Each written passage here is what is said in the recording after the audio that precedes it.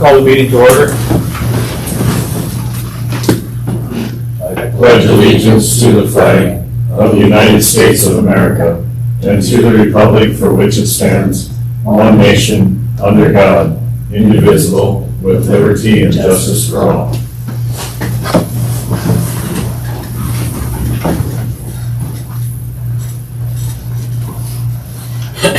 Convene as Walworth County Plan and Zoning Board. Is there any old business? New business? Hearing none, I move for adjournment. I got a motion on the floor. I need a second. I'll second. Got a second. Any more discussion? Hearing none, all in favor say aye. Aye. Opposed say nay. Motion passed. Convene as Walworth County Board of Zoning Adjustment. Is there any old business? New business? Move for adjournment. Okay, got a motion on the floor. I need a second. Second. Got a second. Any more discussion on that? Hearing none, all in favor say aye. Aye. Opposed say nay. Motion passed. Let convene as a Board of County Commissioners. Approval of agenda. We have to add a couple things. First one, discussion with Judge Myron. And then we need to add executive session per SBCL 125-2-1 for a personnel matter. And then consider motion to appoint EM. I take a motion for that. So moved. Okay, got a motion on the floor. I need a second. I'll second. Got a second. Any more discussion on that? Yes. We need to remove 20 as well. All right. Got to remove 20. Remove that. Yep.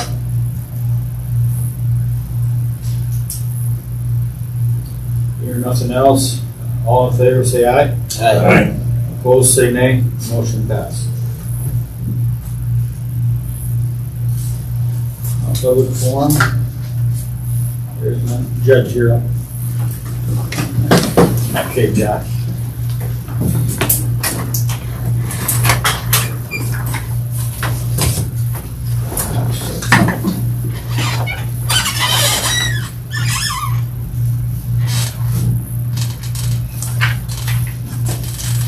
Yes, sir. I came here because you guys asked me to come. We were just discussing amongst ourselves about a public defender instead of court, instead of court-appointed attorney, hiring a public defender, and we were just, what?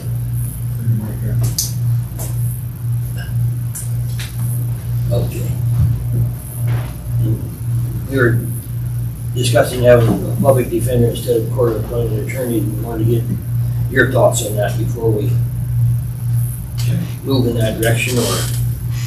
So my understanding of the law is that you guys have 3 different options that you could undertake with respect to representation of indigent defendants. You can do what we have done traditionally in this county, which is the judge appoints, the attorney submits a voucher, the judge approves the voucher, the county pays for the attorney's fees. The other option, second option would be you could create a public defender office, much like your state's attorney's office, where you would hire people to work for you as employees of the county, and then they would represent those folks in indigent criminal defendants in court. They would do the same thing. They would submit a voucher. The judge would approve the voucher. They would be paid their salary, but the voucher would be the amount that the county would attempt to collect back from the criminal defendant. The third option would be you can let a contract, you can hire on a contract basis attorneys to do the job for you. And it works pretty much the same way. You contract with them for a set amount, they provide the services, they submit a voucher, the judge approves the amount that's appropriate for the case. That's the amount that you can attempt to collect from the criminal defendants. The problem with doing either of the other alternatives besides what we've always done is that for this county, you're going to need at least 3 or 4 attorneys to do that job. So if you create a public defender contract or public defender office, you're going to have to hire at least probably 2 attorneys to do that job for you. and or one attorney and provide for 2 or 3 more attorneys to take the cases they can't handle. Same is true on a contract. If you're going to contract with attorneys, you're going to need to contract with a number of attorneys. You can't just contract with one, because one attorney can't cover the cases. I'll give you an example. Yesterday in court, we had about 50 cases throughout the course of the day. I had 3 attorneys that were there representing people that had been appointed on prior occasions. I appointed attorneys on cases based on the nature of the case, the past representation that they've had for that person, have to take into account who the victims are, the nature of the crime. So not every attorney can handle every type of case. Not every attorney can represent every person. One example yesterday, we had 3 people that were charged out of an incident in Lowbridge, and they were all 3 charged with crimes related to the other 2. I cannot appoint the same attorney for all 3 people. I needed 3 attorneys to be able to represent those 3 people. So if you're thinking about the idea of hiring a public defender, and you hire one attorney to do that, then I'd have to appoint 2 other attorneys for the other 2 people. So I'd still have overflow of 2 other attorneys. If you are going to do a contract, and you do 1 or 2 or 3 people on the contract, then I'd be capable of appointing those 3 people, assuming there are no other conflicts. The other type of case that I want you to think about too, which we have a pretty significant caseload of, is abuse and neglect cases. This is where children are abused or neglected by their parents or allegedly are. It is very common in those cases that we will have the child who I'm required by law to appoint an attorney for, a mother who, if they request, I'm required to appoint an attorney for, and fathers of the children. It's not uncommon to have 2 fathers. We've had as many as 4 and 5 fathers because we have multiple children. Every one of them has to have an attorney. On almost every occasion, they have to be different attorneys. It's really common that we have 4 or 5 attorneys involved in those cases, and very seldom can any one attorney help more than one person. Those are your options. I've been assigning attorneys to cases for a little over 20 years, 24 different counties. There are 3 counties that have done something different than what you guys are doing right now, which is having the judge appointed. Hughes County had a contract where they would contract with people. Brown County has a contract, and Roberts County has had a contract on occasions. And each of those circumstances creates issues like I've talked about before. You have a set amount that you know you're going to pay that person that you contract with, or those persons that you contract with. But you can't take out the uncertainty of all of the other attorneys that are going to need to be appointed beyond your contract. So Brown County right now has, I think it's 7 or 8 people on their contract. We very seldom ever have to go outside the contract because they have so many attorneys. We don't have that benefit in Walworth County. I don't know how many attorneys you would have in Walworth County that would be willing to enter into a contract like that. We don't have that many.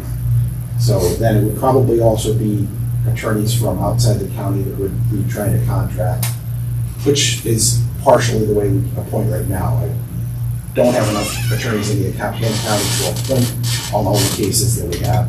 So frequently I bring attorneys in from outside the county. Questions?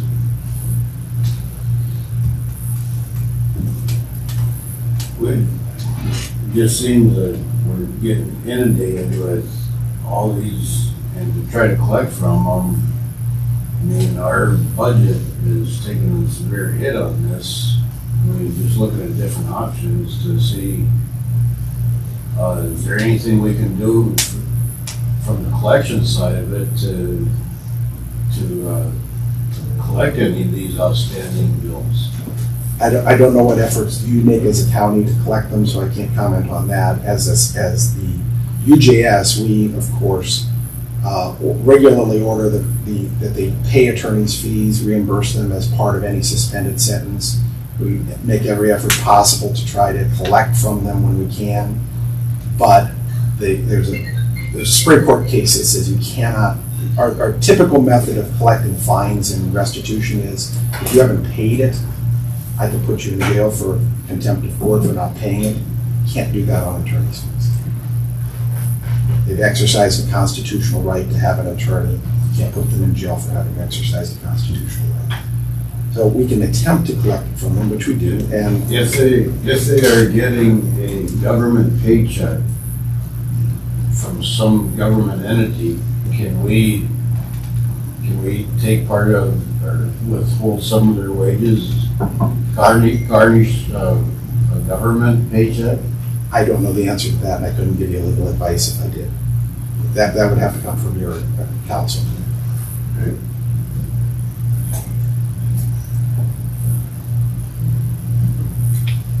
Other questions? No, I guess to me, you kind of answered it. On the sheriff's side, as far as collecting, you have to be very, very careful with SSI and any type of government payment. Social Security, you cannot take that. You have to be very careful. There's a fine line there on what you can take and put liens on the sheriff's side. When I'm satisfying debt through an execution that is issued through the court, and small claims when that process is started. But you have, I know what you're saying, Kevin, but you have to be very careful on that. The thing I guess I would suggest that you think about is that we're required by the Constitution to appoint attorneys to represent indigent defendants in criminal cases and in these abuse and neglect cases. There's no getting rid of it. That's going to happen. That presumably, whether you create an office of a public defender, you create a contract for public defenders, or you do it the way we do it, presumably, assuming the attorneys are doing the job they're supposed to do, they're going to do the same amount of work. Either way. It may be different people doing it, but they're going to do the same amount of work.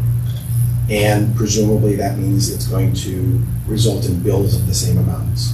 Okay? So the only real change that you can make in the process is attempting to control the amount that you're going to pay. Okay? So if you had a contract and you were going to, let's say you could look historically and you paid, and I'll just pick a number X, is the amount that you've always paid for court-appointed attorneys on average over the last 10 years. And you said, that's what we're going to contract for. Well, presumably you'd want to contract for something less than that, right? Because you want to save money. But you may not. You may say, what I want to do is know exactly how much I want to spend, okay? So you have contracted for it in advance. The problem that you can run into there is that the attorneys need to do what they need to do on the case. And if they're going to get paid a set amount, but they need to do more work than they're going to get paid for, perhaps they don't do the work. And then you're not providing what you are constitutionally required to provide, which is effective representation. There are lawsuits across the country that have occurred where counties have gone that route and then have been found to have provided insufficient legal services. So as you go forward with it, think about it more as the idea of, if anything, you're going to try to, what you'd be trying to do is firm up the amount that you're going to pay every year, as opposed to save a bunch of money. Because when you get into the idea of saying, we've spent X amount for the last 10 years every year on average, now we're going to pay someone 80% of X amount to save money. What you're doing is, it'd be the same thing as saying, come up and fix our roof, but we're only going to pay you 80% of what it costs to fix our roof. Well, you know what's going to happen. Your roof is going to be done substandard performance. And the way it comes back to bite you is later, the roof leaks sooner than it's supposed to leak because you didn't pay enough for it. Just a crazy example. Not paying what needs to be paid to have the right services can come back to bite you also. I'm sure your attorney can give you some advice about that too. Other questions? Potentially by going this direction, sounds like we could possibly open ourselves up into a potential lawsuit just because of not providing enough. If you don't do it properly. If you're gonna do it, make sure that you are not doing, you're not intentionally, you're not creating a system that can't do the job. You need to create a system, if you're gonna create something different, that makes sure that people have adequate representation, that doesn't disincentivize the attorneys that are doing the job from actually doing the job that they're supposed to do. Right now, they can't, they won't do that, because if I have an attorney comes in and I appoint them on a case and they don't do the job, they're not gonna get another appointment like that. Because I'm not going to appoint an attorney who won't do the work. Then we have the extra check on the top of it is that you could have an attorney that comes in and bills like crazy, but then the judge reviews every bill that comes in. I look at every bill that comes in, I have to sign off on every one of them. Any attorney who starts to overbill, making inappropriate billings, I would either cut their bill or they won't get appointed anymore if they're not billing appropriately. It's a little easier to do on a case-by-case basis like that than it would be for you on a yearly basis. Presumably what you do if you were going to do a contract is you would let a bid and you get bids from either an attorney or a group of attorneys, none of which you probably know, or some of which you probably don't know because they wouldn't be from here. Then you have to decide whether you think they can do the adequate job and how much they ought to be paid for that. They would have given you an amount. And then presumably every year you're going to do that process again. So then you have to try to decide every year, are these attorneys doing the job that we have paid them to do? Is it just about the money, or are they actually doing the work? And it gets tough. It looks like a lot more work that somebody would have to do to go through all that. Yeah, I mean, it's being done now. Well, I know it is. It's not being done by But I'd say folks. if we would hire attorneys, who would, If you're doing your due diligence, Right. you need to do checking. If you're gonna let a contract, you need to make sure, because there are attorneys, I'm sure, that would be more than happy to come and say they'll do it for significantly less than it's being done right now, but then you have to ask yourself, how are they able to do that? How would we know if they could do that?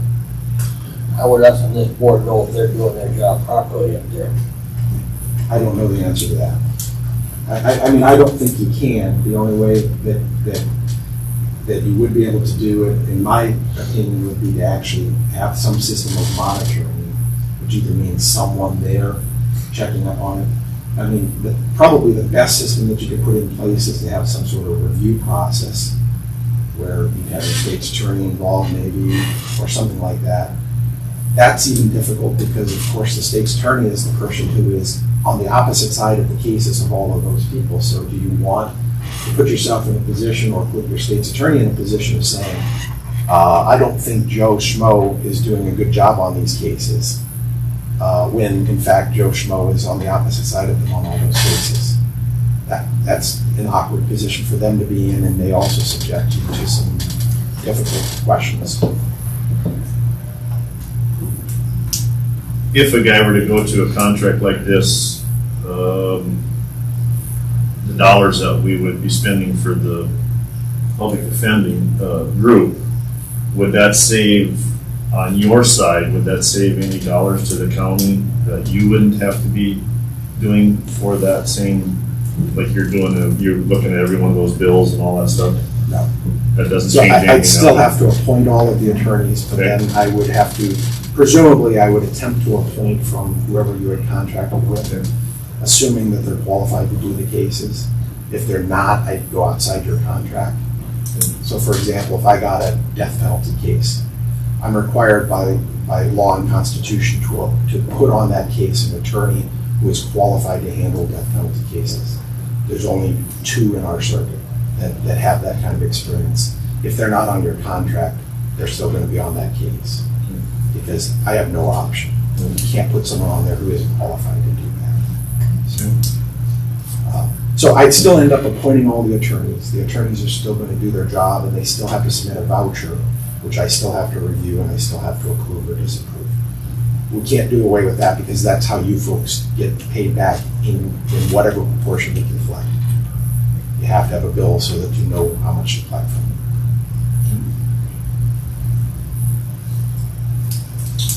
Alrighty. Anyone else have anything? Thank you. Yeah, thank you for your Thank you, time. Judge. Thank you very much. If you have more questions, let me know. I'll come back.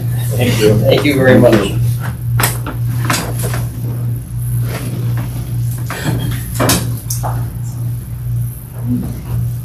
Okay, number 14, consider motion to approve county commission minutes. So we're gonna do this first. She wanted to just- She wanted it as soon as possible.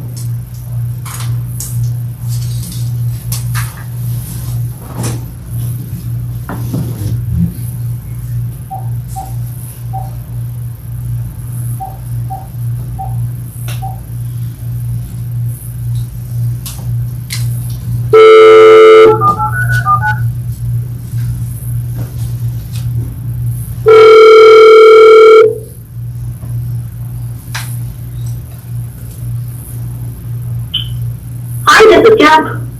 Yeah, Jess, this is the Walworth County Commission. Hi, how are you guys? Good. Good. Kevin, you got questions for her? Jess, I know I was one that talked to you about this, about doing the contracts, and we kind of had a tentative agreement, but it's been brought up about why that number came into play. I know when I talked to you, you said you would do others other than just the QMHPs, like coming over and doing counseling and stuff. You want to expand on that a little bit further? Absolutely, and I can absolutely talk a little bit more about how we arrive at that number.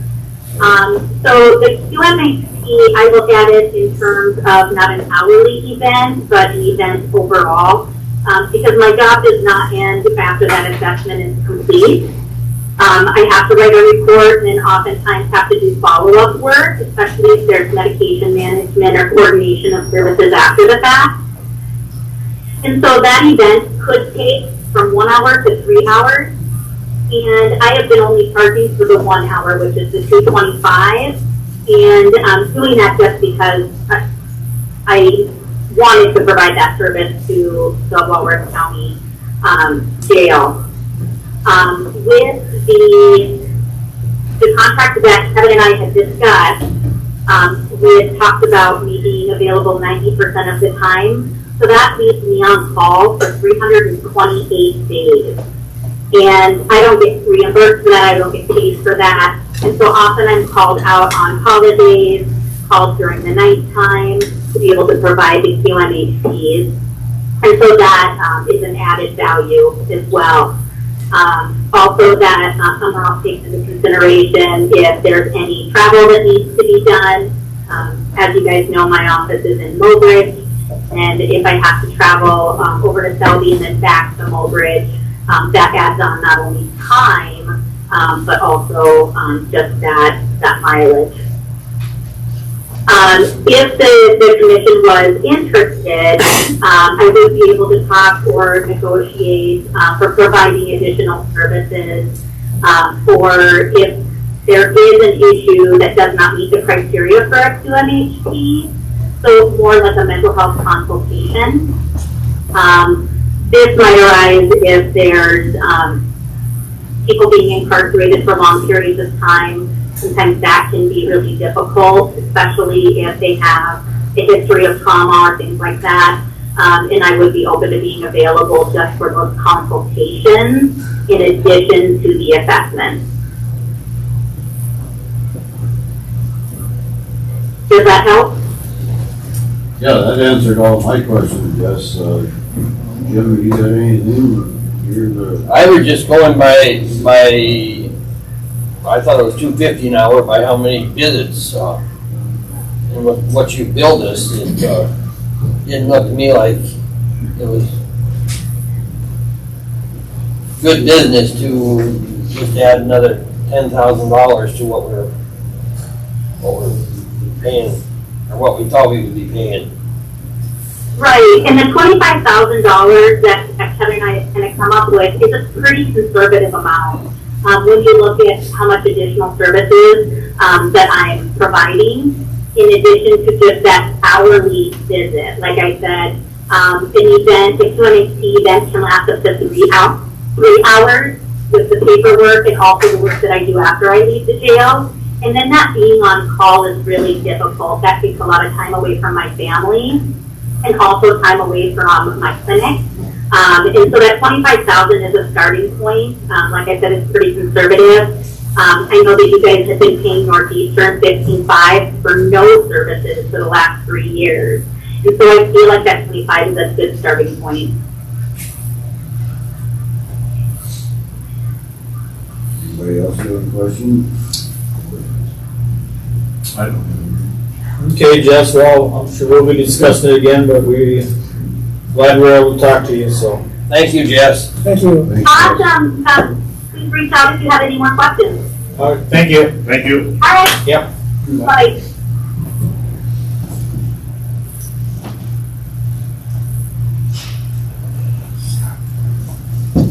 Yes, Becky. Can we go to 17 next, please? Yes. Okay, we'll go to 17. Marlon, come on up here. Morning, Marlon. Morning. Morning. I understand you got some questions for me? Well, we're going through our budget and we were discussing what we've been paying the soil conservation for insurance. Yes, sir. There were some questions about the amount and what's gonna happen in that office. Linda kind of counted on us, they're not making much money in there anymore. Well, yeah, it's all depends a lot on what programs the government puts out on cost share to the producers. The producers aren't usually gonna spend extra money on planting trees or CRP if there's no cost share from the government.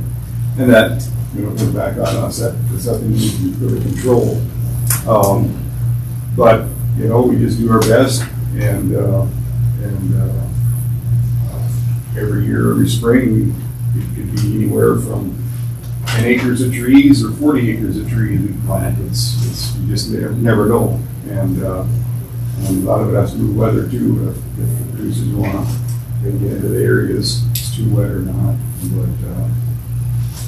But as far as the amount of insurance, I guess we, the last 2 or 3 years, we've had our one plan canceled. Then we had Linda Gosh come in and provide for us a couple choices. And then as a board, we go ahead and we decide which plan is the best, most cost effective. And I'm sure it's no different than when you guys have to, get health insurance for yourself. And then we just make a decision on what it's going to cost and go from there.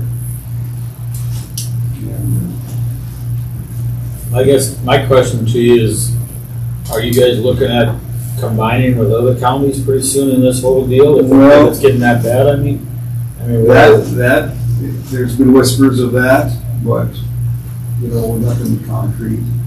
But that's way above us. I mean, that goes with his boss and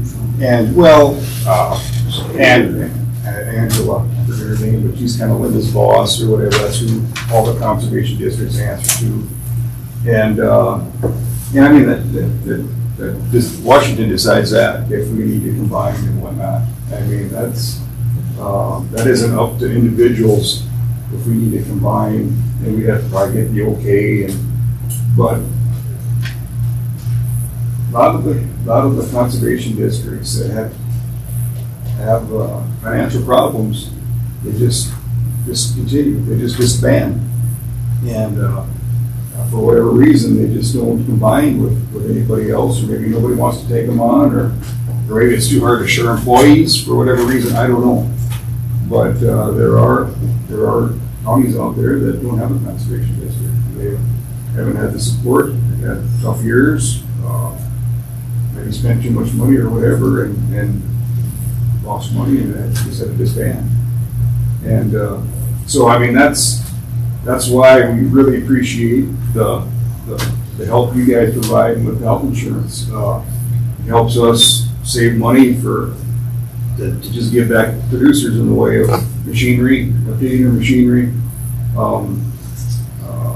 providing the tree planting and this and that. And yeah.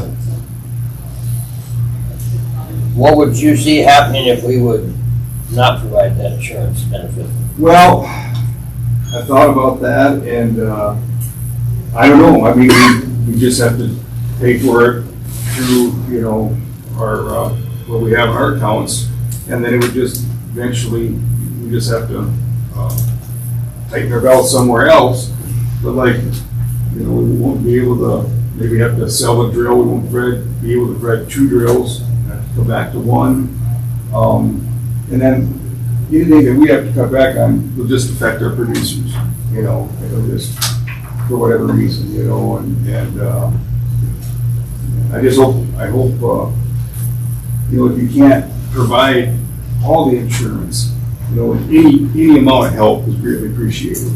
I mean, we don't waste the money; it goes right to her insurance, and it just helps us, give back to the producers. Do you guys set the price you charge for your trees and for your services to plant, or is that Yep. set by the feds, or No. you guys set that? We set that. Yeah, we set that every spring. We have our meetings. We go through and we can set that. We take our, because our cost of fabric and our cost of trees changes every year. So we kind of make sure we make a little profit but still stay competitive and whatnot. But no, we change it every year. I know a couple of years ago you guys give some money back to the county because evidently when you changed the insurance plan, Yeah. it was a little cheaper. Yeah, and that's that's different every year. That might be the same way this year. And maybe our insurance plan won't get canceled this year. I don't know. And but yeah, if there's extra, we'll just give back. For sure. Like I said, we're not going to take that money and spend it on something else that it isn't intended for. All right, well, I guess I'll give us something to think about now. Okay. Anybody else have any questions? Like I say, we appreciate your past contributions and hope we can continue in the future. So, Thank you, Mark. All right, thanks, Mark.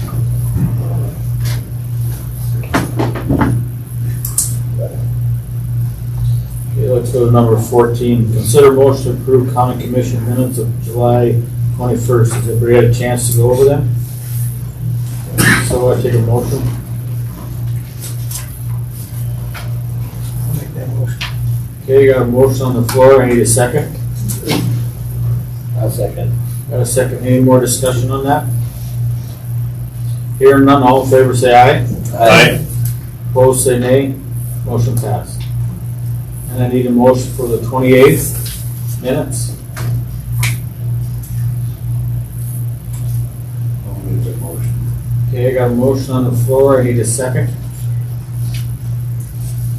That's okay. Got a second. Any discussion on that? Hearing none, all in favor say aye. Aye. Opposed say nay. Motion passed.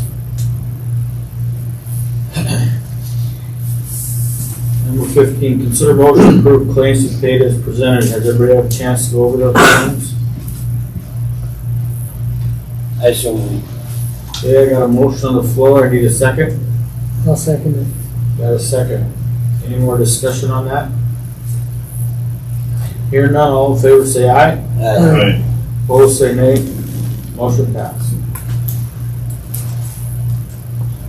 Okay, I'll go to number 18.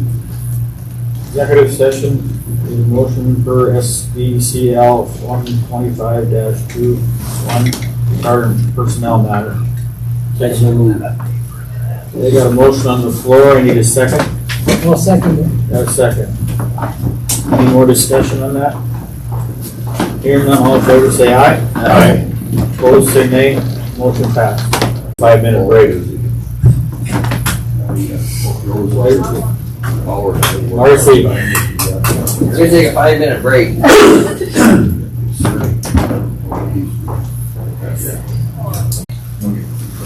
I'll call the meeting back to order. We will appoint a new EM later on in this meeting when we get the resignation of the old EM.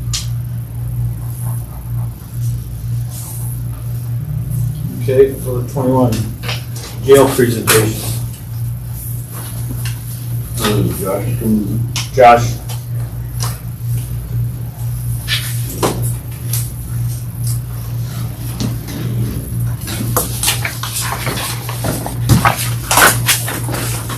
You can sit center stage, I'll just go from over here.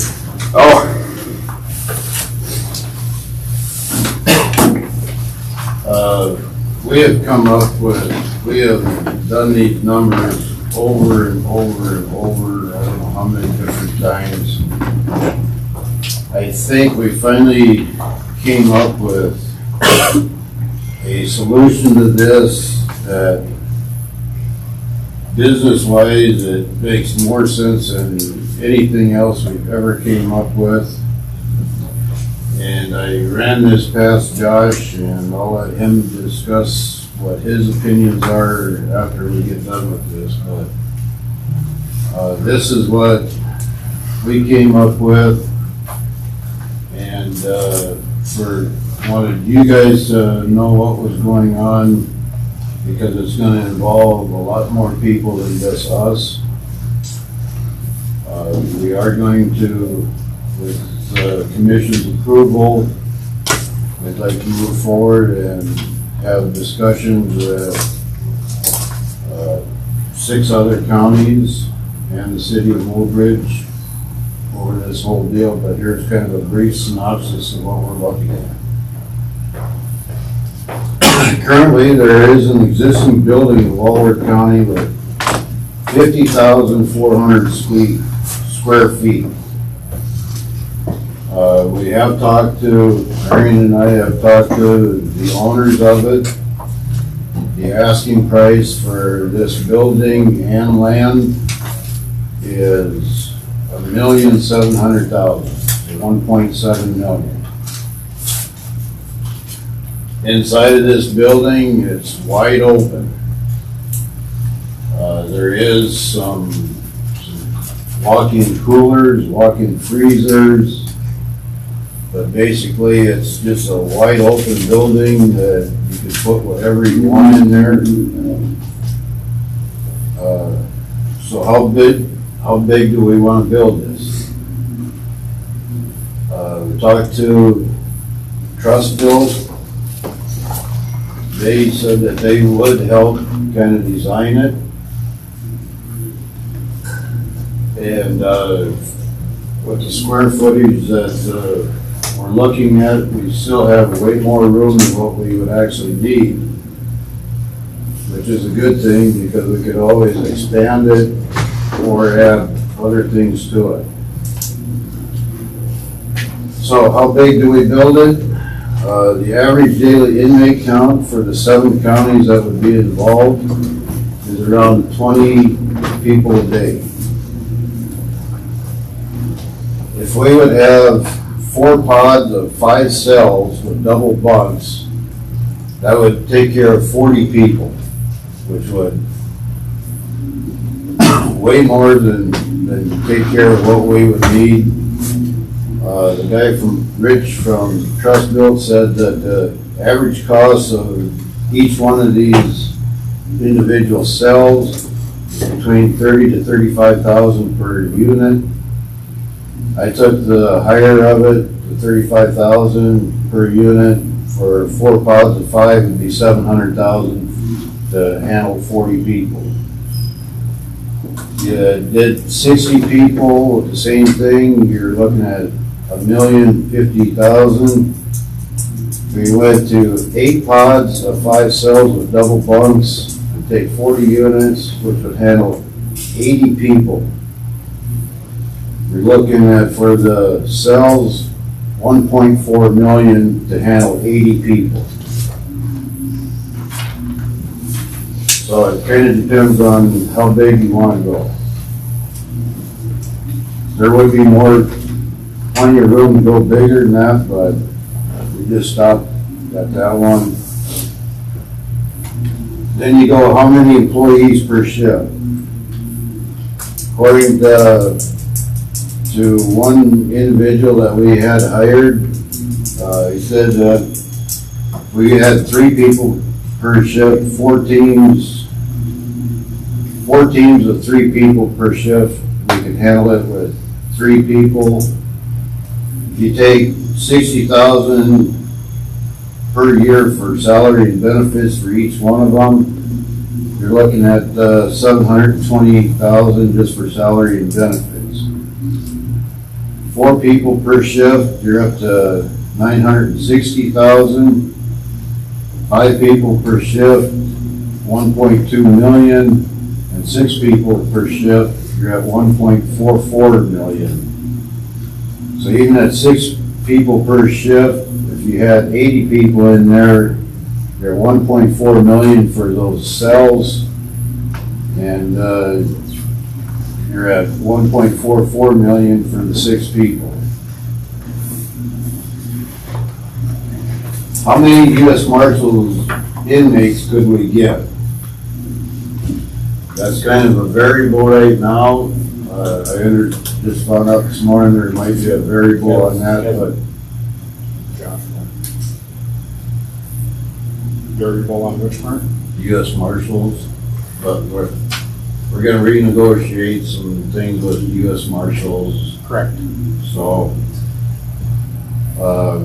we just did some figuring on this. We figured, for simplicity figures, if we got $85 a day for a U.S. Marshal, if we could get 45 a day, we're at 1.396 million, which that is the if we have 5 people per shift, if you go up just the one above that, 1.2 million for 5 people per shift. You got 45 U.S. Marshals, that would more than pay for, be a little bit more, about 200,000 more income than the 5 people per shift. And we got 50 a day at 1.55, 55 at 1.7, and 60 at 1.86. So just depends on how many U.S. Marshals it would take to pay for it, and what kind of organization we can get with the U.S. Marshals. But we are going to take a look at that. What do we do for kitchen staff? Have the jail staff prepare and deliver food? That's a questionable deal. We don't know. That's going to be up to the operations part of this. And the same for laundry staff. Got different ideas of what you can do, either have our employees do it or hire it out to be done, or however it wants to happen. So the monthly payments, cost of the building is 1.7 million. We went with 8 pods of 5 cells, that's 1.4 million. So that's a total of 3.1 million.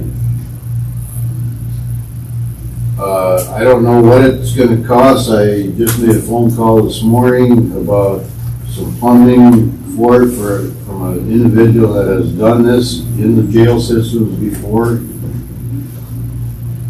If we had, between the plumbing, electrical, the locks and the cameras, if we can get all that done for 2.9 million, we're looking at a total project value of $5 million for this. For an 80-bed facility, $5 million is cheap. The payment options, this is where it's going to get really interesting. You take that $5 million I split it out into 10 shares, 10 equal shares of for that $5 million. Each share would be worth $500,000. Walworth County would have 3 of the shares because we have the highest average daily inmate average. Corson County would have 2 shares because of their ADP. The remaining 5 counties would all have 1 share in this whole thing at $500,000 apiece. And what we was thinking is, if this is going to be a goal, everybody else is required to get their own funding for their shares. But when we decide to do this, everybody brings their shares to the table, say, here's, hypothetically, it's going to cost $5 million. Here's the $5 million, let's build it. Everything's paid off then. So the only thing you would have after that would be your operating expense.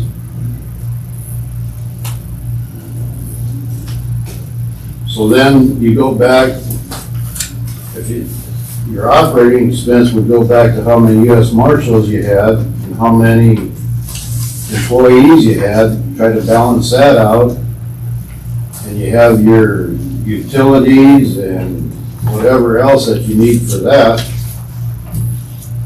Technically, this thing would pay for itself.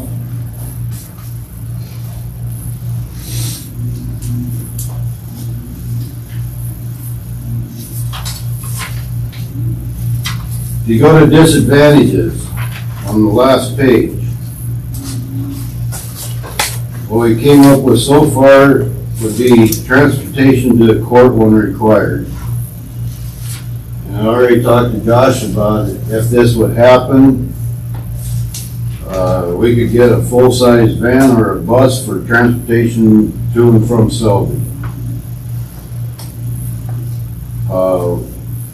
The other disadvantage that we thought of is Walworth County would lose property tax on the existing closed business, which I looked that up this morning from the office over here. The total value of property tax for this size building where it's at is $20,745 for the year. So actually the cost of losing that off the tax rolls is, in my mind, pretty minuscule compared to what we get for advantages.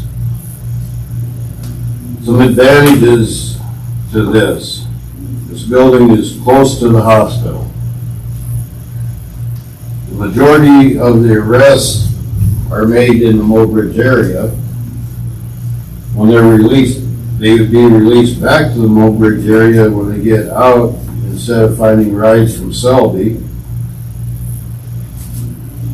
It's a larger facility than needed for a fraction of the cost to build new.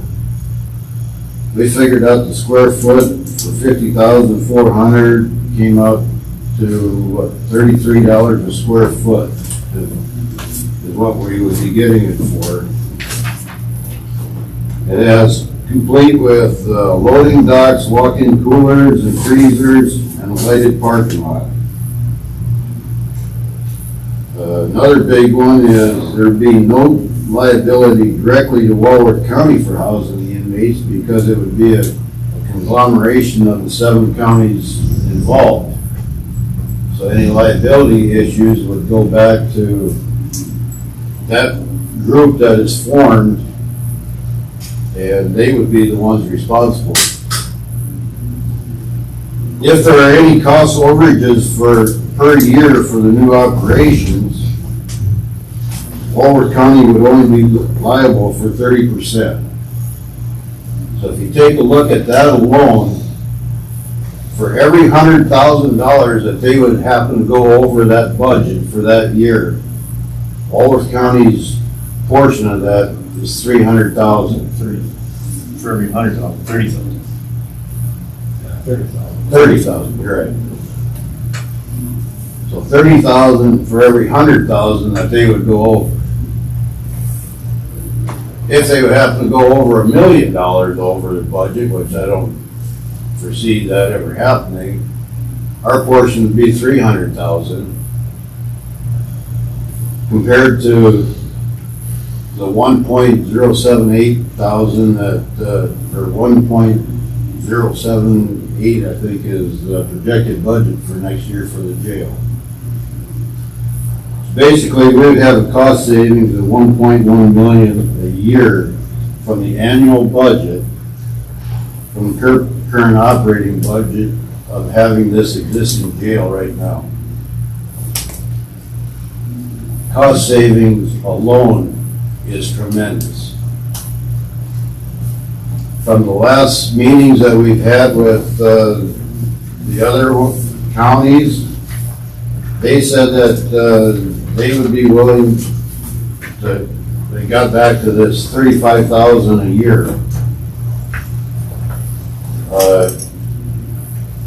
And a lot of these counties portion is 500,000 to get into this building. If they take 500,000 on a 0.5% interest rate over 15 years, their payment for their annual payment is only 28,000 a year to get into ownership of this jail.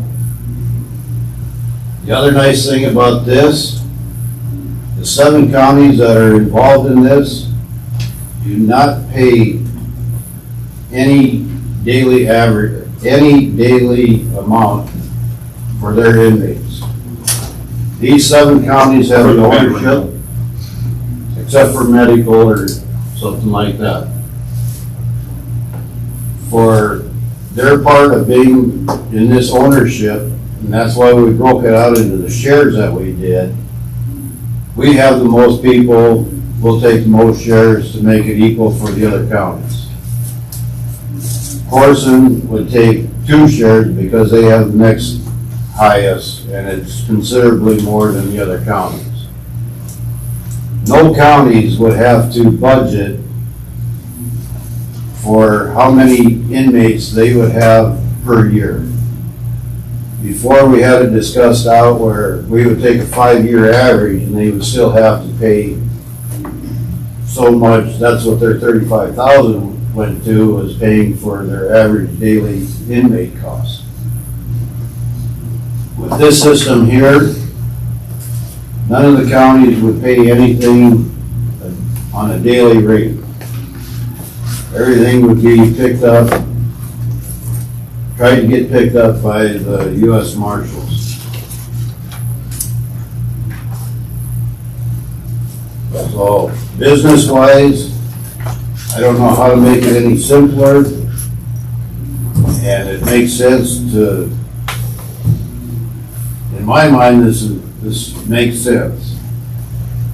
Josh, you can interject here with what your opinions are on this, and we wanted to put it out there. It's going to be out there anyway. The building that we're looking at is the Shopko building in Mobridge. It's not being used currently. Yes, it's not in Selby. Is that a big issue? I don't know. If you take a look at the advantages of being a block away from the hospital, we don't need to put a medical facility in the Shopko building. So we wouldn't need to put extra rooms in there. We wouldn't have to hire medical staff or a block away.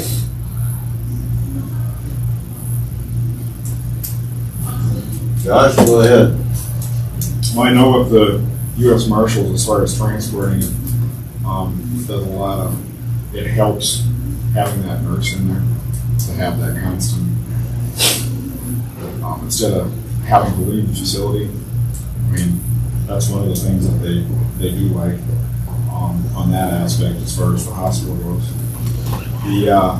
Obviously, we'll have to look at can the plot, you know, can the water sewer, everything handle it?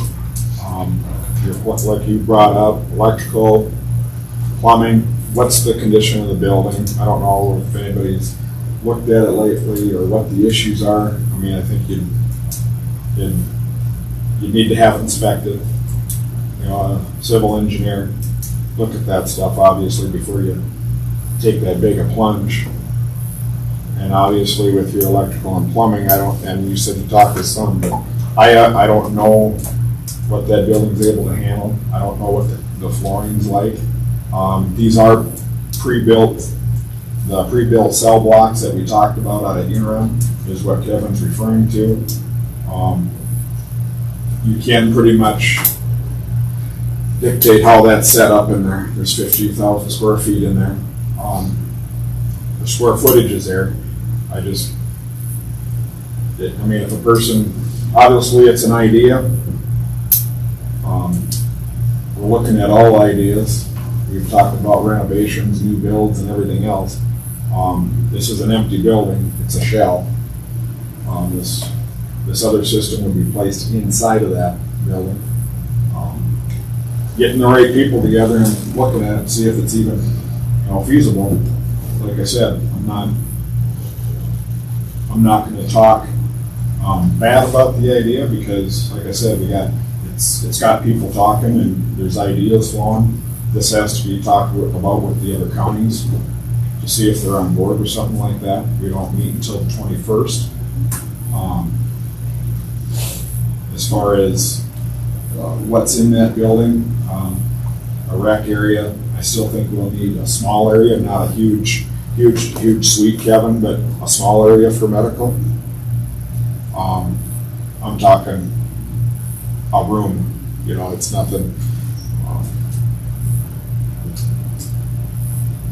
And I would think having that nurse on staff helps us subside with a lot of things and running to have an emergency room if we visit or anything like that, and have them leave the facility. We're getting by, obviously, if Kevin brought up the number of 80, I'd have to talk to the jail nurse. I mean, right now it's 12 to 15 hours every 2 weeks for the jail nurse to come in and handle everything from the prescriptions, everything on the medical side, from the prescriptions, everything. Everything is Carol handles for us. Takes that burden off our staff. She does the first medication administration, and then the staff can do it through a certification course. But the nurse has to do it first in order to be compliant with the state. So we're going to need that in-house anyway. So just to keep in mind. Justin, you got anything to add? That's just a lot of questions to be answered yet. And it's a starting point, I guess. I mean, Design-wise on the building, the only thing that we really would need would be a drive-through sally port for the booking area. So we just gotta figure out which side we're gonna put the drive-through garage doors in, but basically everything else is there. Got a huge parking lot, which we don't need that big a parking lot either, but like I said, it's another idea, and that's what we're meeting about. Get the ideas out there. it's the cheapest build that we come up with yet for the size. And the operations of it, we can build it big enough where we can finally make it worthwhile to get these U.S. Marshals in to pay for it, like Hughes County has. And Justin was part of the negotiations also during the last contract. I'll have him, I can also, but there's a lot of services, to get that up, that daily increase. We're not doing all of it right now. some of the places are doing transport, they have the medical, and we did start doing that. We got that worked out once Snowbird Regional had bought the clinic in town or took it over. The jail nurse got that worked out where all the TB testing and everything can be done in-house. The jail nurse handled all that. That was, but that obviously happened after the fact. When we were doing negotiations, we weren't doing that. So that's part of those services. Justin can interject on other services that they've talked about, but we're gonna get the U.S. Marshals involved in this if we go ahead with this, to see what they want, so we can put that in place to make sure that they're happy that they would be coming. The U.S. Marshals are, in my book, and always have been a key player. I mean, for years and years and years, the 20 plus years, Dwayne, you can tell me if I'm wrong on the number, but 20 plus years, they've been coming in, for a long time now. That money was used to offset things. So, I mean, it did help out in the county. And that years, there was a nice substantial amount. So I think it is in our best interest to gain that and keep them here to offset cost to the taxpayer. So I guess I'm asking the rest of the commissioners, do you have any questions, or do you think we should move forward with this, or what's your opinion on this? I know what Marion's is, because he's had a lot to do on this and run a lot of the numbers himself, so we're kind of wanting to know what the other three commissioners are feeling. Have to find out the condition that building's in. I think that's important. Yeah, we walked through the building, walked around the building. There is, I think he said there is one area where I think it's one of the air conditioning units up on top. There's a evidently leak around this air conditioning unit itself there. I talked to an individual that would just come in and redo the roof as far as doing a seal coat over the whole top. He said if there's little rust patches or whatever, they would take care of those first and then just do a complete seal over the top. And I can't remember what he said. I think it was about a $50,000 deal, about $1 a square foot to come in and completely seal the top. The exterior of the building, as far as the sidewalls, everything else, is in really nice shape. The back area where the loading dock is, there's some metal there that would have to probably be looked at and looked into as far as getting that redone.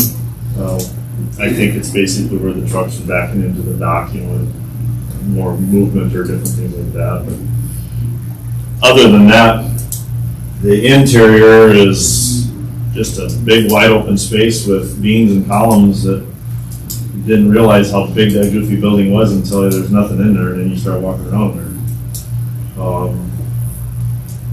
But I think the potential, the biggest advantage or the potential for it with being able to go big enough where we can satisfy U.S. Marshal requirements and bring U.S. Marshal income up to like that $85 if that's a possibility.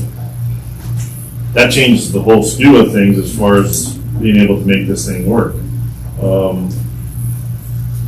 With a building of that size to take on a commercial side and try to put something that size up, I mean, we're pennies on the dollar getting that building for $1.7 million. If you were to go and put that size of a building up on a commercial side right now, just a blank shell, I'd be willing to bet you're looking at $100 to $200 a square foot. And something like that. And you multiply that out, we're talking so minor, such minor costs comparatively speaking, and then end up with the full paid parking lot and lit parking lot and all that on top of it. So the idea and the concept coming out with this, with the idea of the pods, it just looks like financially a way to make this to something that's very attractable as far as the actual cost for the counties. I mean, when you looked at, we were talking originally doing everything based off of percentages, based off of the county's ADPs, and every county was willing to do basically $35,000 a year payment. Well, if you did that based on their ADPs, you know, I'll take Potter County as an example.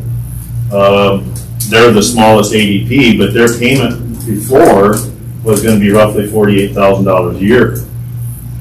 Well, like Kevin said, if they have one share, their payment on that one share is going to basically be $28,000 to $30,000, and then they have no daily cost to put their people in there. So I mean, to me, it's a win-win for all the counties, because there's no way that we're ever going to come down to those dollars being able to, if we can get U.S. Marshals to agree to bring, you know, larger numbers in to offset these costs. The other big benefit I see is, we've always talked about, you know, if we were to close the jail, well, we're going to lose 13 employees. Well, we're not going that direction. We're looking at the possibility of going up in employees if we go with a larger facility and bring in more U.S. Marshals. So by doing this, I think it's it's still all planning and getting everybody to agree and coming up with solutions, but to me, this is the first time that we've really run numbers on any of this stuff that remotely comes close to making it work. So then pretty much then all seven would be not Walworth County, it would be. Right. It'd just be it's a regional jail concept where Walworth County would still have the controlling interest, but we'd have 3 shares. But all the other counties would have 1 share, and Corson County would have 2 shares. Only because we felt that with the ADPs of Corson County being, I mean, they're quite a bit higher than any other county. You know, Walworth County, basically we're looking at 3,600. Corson County's at 566. And then the rest of the counties are everything down. 100, 150, 200. Dewey County would be basic next in line, but they're at 3. And I think their numbers are actually lower than that right now, from what they were saying at the last meeting. So, and if you take a look at, say, Corson County, they're budgeting right now, I think $70,000 a year, right? I think is what Keith said over there. I believe, yeah, I think They're so. at $70,000 a year. If they keep that $70,000 a year in their budget for 10 years, that's $700,000, another $300,000. In 4 more years, they'd have 15 years to pay off their share anyway. We'd have to pay it off. Their share would be $1 million. Ours would be $1.5 million.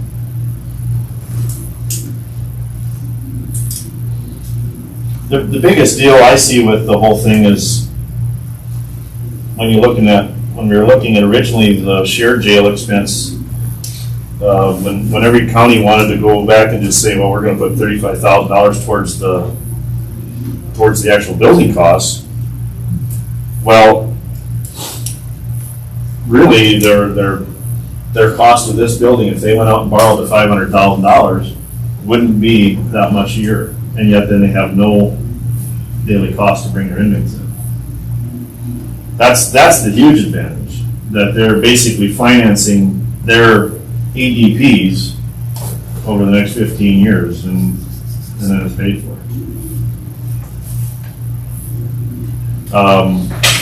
Same thing with us. We've got huge advantage this way by going this way, because we're taking our average of 10, and now it seems like it's been actually higher. We've had spikes where we're financing this thing for, if we finance 1.5 million, it's way cheaper for us on the actual average day ADP than what we currently have. We can't send them out for that. We can't do anything for them. I mean, it's by far the cheapest route to make this thing work. We could basically pay for the next 15 years with 1 year's operation costs of the jail we got now.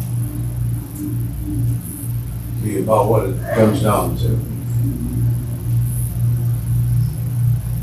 So what we're paying per year over here, we're into this building for the next 15 years for nothing, basically.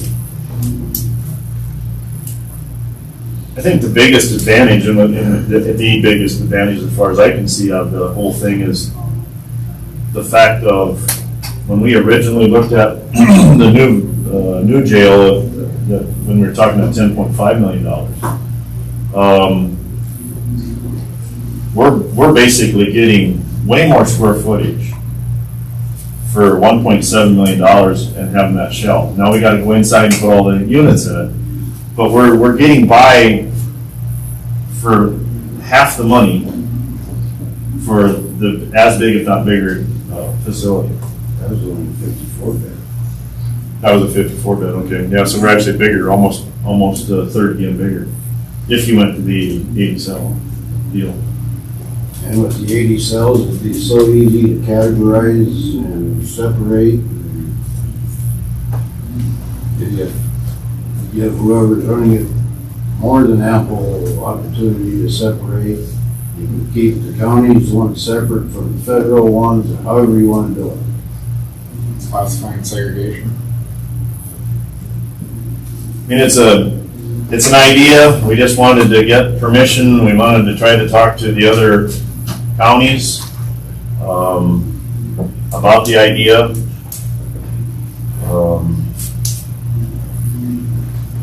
Said all the number crunching and all the stuff that we've put together on different things, this one by far comes out the best of any numbers that we put together. We are gonna meet with Walworth City Council, see if they got any issues about it at their next meeting, which is next Tuesday. So, just seeing what your guys' opinion are, because it's gonna have to be a commission decision of whether we're gonna do this or not anyway. Kevin, So, quick question, I got a couple of your numbers, the building at 1.7, the pods at 1.4, what was that cost to complete? What was that number? That's gonna be a hypothetical, because we don't know that yet, but 2.9. 2.9. Come up with $5 million. Just come up with the 5 point. That comes up to 6 million. 3.1 and 2.9 would be Oh, 6 yeah. million. 6 million. No. But, yeah, sorry, Rick. Yeah, my numbers weren't diving there, okay. Jim Davis, what are you thinking? Looking into. I think what we're looking into, I think, get down the road a little way, we're gonna have to get an engineer in there to give us some hard numbers on what it's gonna cost with it. I'm It's sure, gonna cost to renovate that building. I guess the guys, I don't know what themselves weigh, but I'm guessing that's gonna be one of the big things. I don't know. It's gonna take an 8-inch slab of cement, if that's what they got on that building. No. That's what the benefit was of going to trust build, because of the footprint from an 8-inch block, cement block, to these 2-inch steel walls, for weight wise, was way different. So So even on a 6-inch floor, would probably be plenty good. Plenty good. Well, I'm sure they gotta have at least a 6-inch floor under that building. Yeah, there's no doubt there's a 6-inch floor. But you're right, we'd have to tear it out and put new, all the There you go. plumbing in. Make them runs in the back, yeah. The nice thing about the pods deal, the way I understand it is every one of those pods is set up that you set it up, and then all the plumbing is done on the outside of it. Right. So it'd be a matter of going in there with the wet saw and cutting the trench out of the concrete to re-get your plumbing to where you can hook all that stuff up. I mean, they do that all the time on a concrete deal. It's not rocket science. It's just a matter of that it's going to be a cost that's going to have to be incurred to get the plumbing and all that stuff. Another nice thing that building is completely sprinkled. So that's all there. You've got all the lighting, all the infrastructure, for the most part is there. So the water and the sewer and all that stuff, that size of building is just, everything is overbuilt. I mean, because of the size of the building. So I don't think as far as the sewer handling and all that stuff is not going to be an issue at all. It's just a matter of that's going to have to get cut in, to get that placed. But if we're looking for the future, here's the perfect opportunity. It's a big building. Kevin, what was the number of U.S. Marshals you were shooting for? We figured, Can you go through those figures? Well, I'm sorry, I don't have them in front of me, but it's gonna depend on how many people we have per shift. I was looking at the 5 people per shift, and if we went with 5 people per shift, that's 1.2 million for employees. If we got 50 to 55, you're at 1.5 million at 50. So you got in around 50 U.S. Marshals, you're gonna cover your expense for employees. Do you know if that's even a feasible number? I mean, if we meet all their criteria and get everything new like this here, is that a feasible number? I don't know.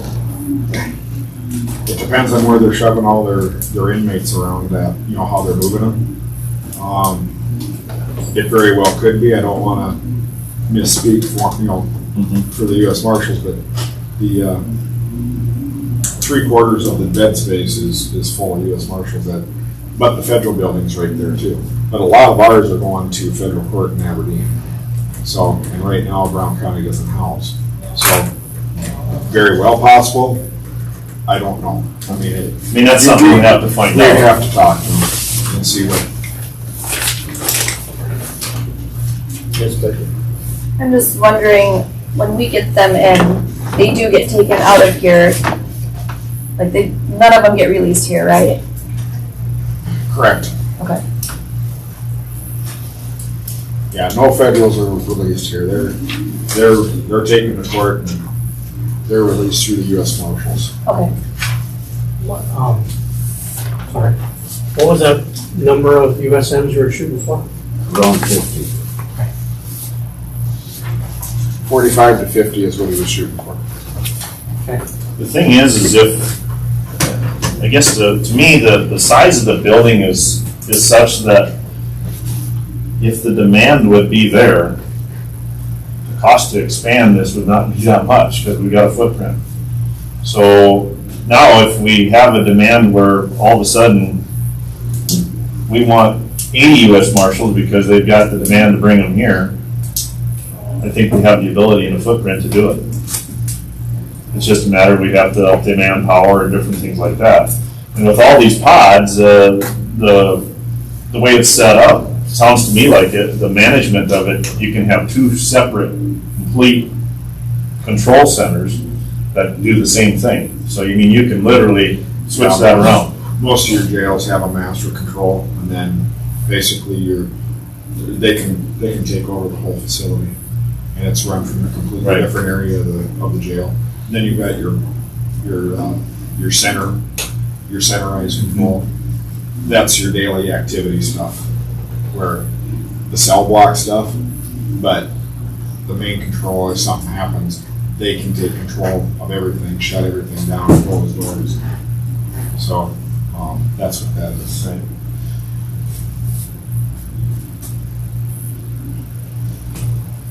Right. Did you talk to the trust bill guy? I mean, my understanding is he's willing to take and try to help us design a little bit to get some of that stuff so you can see what some of the cost is gonna be, a little more accurate. You have a meeting date with him or at all, or? It was supposed to have been yesterday, but I had to go to Bowman, so. Okay. It'll probably be maybe Thursday. So I'm thinking if we can go that direction, get some ideas, maybe kind of get a cost factor in that part of it. Until you get that done, it's really hard to go to a plumbing contractor or anything like that to say, okay, what's it gonna cost to get that hooked up? And all that stuff would have to be, down the line, but Kevin and I both, when we put the numbers together, and that was a good catch on Rick's part, because I looked at those numbers and looked them over again, and I come up with $5 million too, so, that number can change. We don't know what that number is gonna be as far as the cutting out the concrete, doing the plumbing, doing electrical, and everything like that. The nicest part about this building is the electrical side of this building is the service that's coming in there is so big because of everything they were running in there that there's plenty of electricity there. It's a matter of now going overhead with conduit because of the type of building that we're dealing with, and you power up all your cells and everything else. I mean, it's really it's not as, I don't think it's going to be as extensive on the electrical side as what we're thinking. No. I know there's some LP tapes outside. I don't recall seeing one. I don't think so. I don't believe so. They've got, they got all these walk-in coolers in there. There's gotta be 150 foot of walk-in coolers. All pretty much brand new. So And that all goes with. that goes with the building. So we have the ability to use what we need, sell the balance of it. It's just to me, it's an opportunity that I think when we talk to the owners of the building, and they would love to get rid of it, number one. And they said that Walworth County has been one of the best deals for them as far as their business. This is the original Gibson's owners. And I honestly think that's why they threw the number at us that they did for that building. Because they said this is by far their best center. So.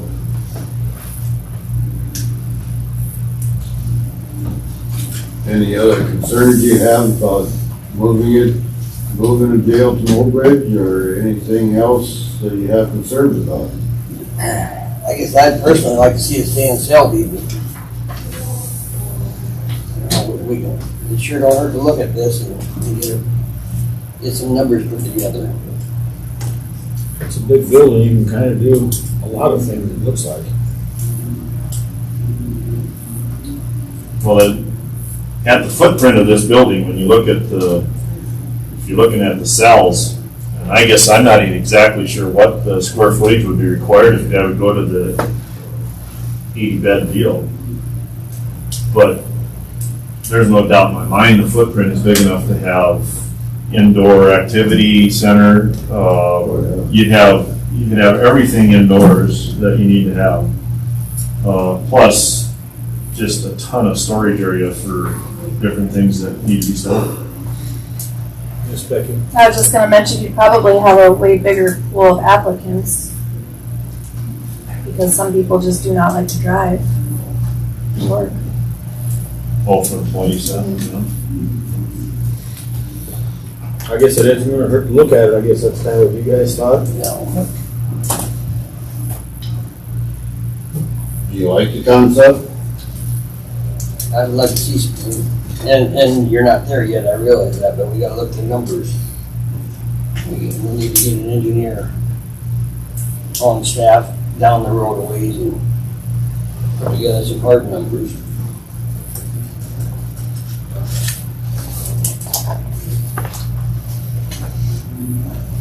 All right, anything else with that?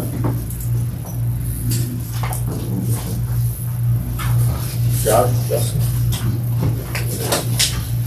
No. All righty, thank you. Okay, we'll go to old business.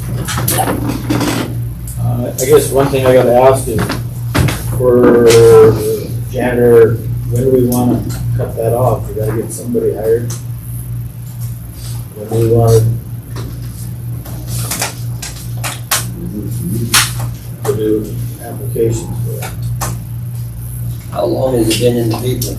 2 weeks. 2 weeks? Next meeting. I don't think we have that long. He's gone. I didn't know he'd leave that soon. I didn't. You wanna do interviews Thursday? No, I can't do it Thursday. No, not this week. I was thinking more like Tuesday. Next Tuesday. That would be more gooder than Thursday. I think we should shoot for like Tuesday doing it. Make a decision right afterwards. I think so. August We need to. 10th. No. 11. 11.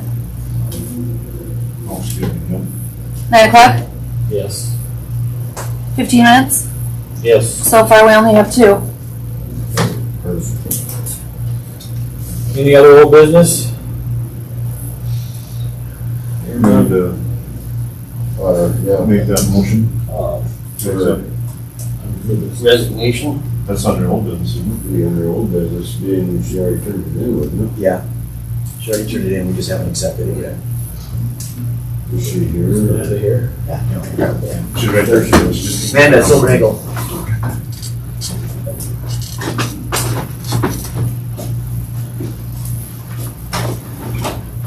Resignation.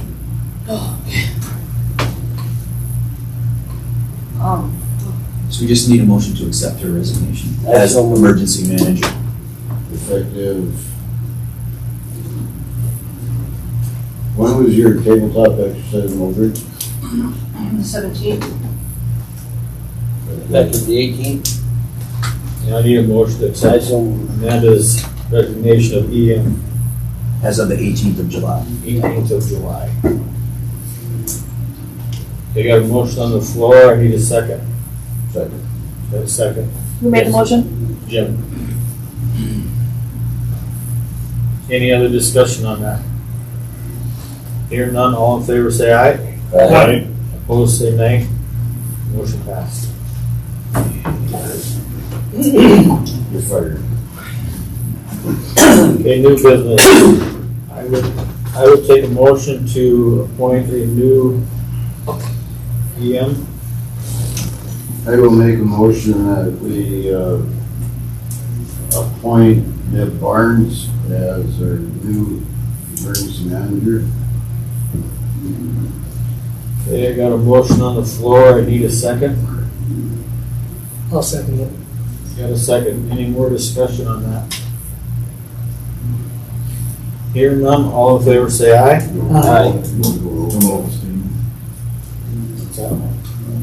When do you want to have that effective? Today? Once she accepts it? Okay, we'll go roll call, I guess, on that. Kevin, Aye. Marion, I'm gonna abstain because of relation. Jim, Aye. Davis, Aye. Scott, aye. Motion passed. She's gonna still have her office in Mowbray, right? Well, that's. For now, anyway? The old EM kind of said it'd be, all this stuff, this office is big enough.